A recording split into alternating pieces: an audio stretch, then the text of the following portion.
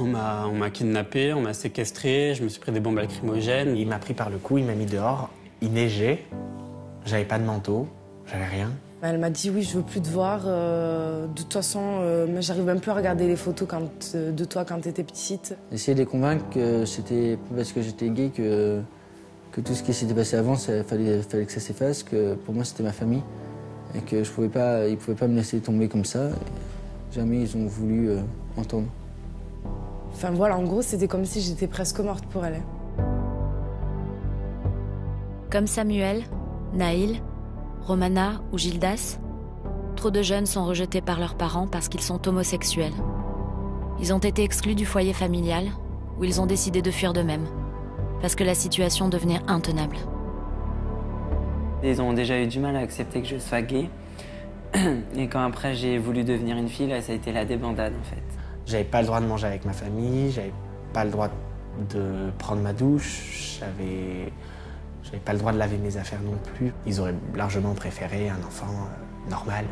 Ma mère, elle voulait me guérir parce qu'elle pensait que j'étais malade. Donc elle m'a fait aller voir pendant 7 ans une psy pour lui dire que je suis malade, il fallait me guérir, il fallait m'aider à être hétéro. Ils me regardaient pas, j'existais pas, on me parlait pas, personne ne me parlait. J'ai vécu quand même avec des années avec eux et pendant plus de 7 ans, j'existais pas, on me parlait pas, on mangeait pas avec moi. Enfin, vous voyez, c'était dur. C'était comme si j'existais pas en fait. Voilà. Et j'en pouvais plus. À tous ces jeunes, terriblement seuls, souvent désemparés, le refuge offre un hébergement temporaire et une aide psychologique précieuse.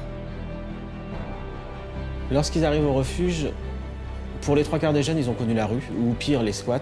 Ils font des comparaisons entre eux. Moi, j'ai fait 2 jours de rue. Moi, j'ai fait 1 mois de rue, donc je suis plus fort.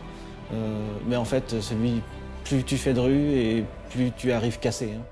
J'avais plus du tout de solution et j'avais vu une page sur Facebook, le refuge. Et du coup, j'ai contacté le refuge et puis au bout d'une semaine, j'ai atterri à Toulouse. J'ai appelé le refuge au numéro d'urgence. J'ai parlé, je lui ai expliqué qui j'étais, ce qui se passait chez moi, que mon frère me battait, que ma mère s'en foutait complètement. Pour ma part, je me suis vraiment réfugié au refuge parce que je ne savais plus du tout où aller. Les amis, c'est gentil, mais ils ont une vie aussi. Prendre quelqu'un en charge, c'est très dur. Et personne n'est capable de le faire. Au refuge, les jeunes tentent de se reconstruire, de faire la paix avec leur passé et de s'inventer de nouveaux repères familiaux. Une fois qu'ils y sont, au refuge, ils commencent à prendre leur marque, ils rencontrent les psychologues, le travailleur social, l'équipe. Et puis au fur et à mesure, ils commencent une vie différente avec un nouveau cadre de vie, des nouvelles personnes qui sont là pour les entourer et les écouter. Le refuge, bonjour. Le refuge nous héberge dans des appartements. Il nous aide à trouver un travail, il nous aide avec la nourriture, il nous apporte de la nourriture. Et, enfin, tout ce qu'on aurait si on était en famille, quoi. Le refuge, c'est ma famille actuelle qui me soutient en fait. Et qui m'apporte l'amour que j'ai besoin en ce moment, que mon ancienne famille n'est pas capable de m'apporter.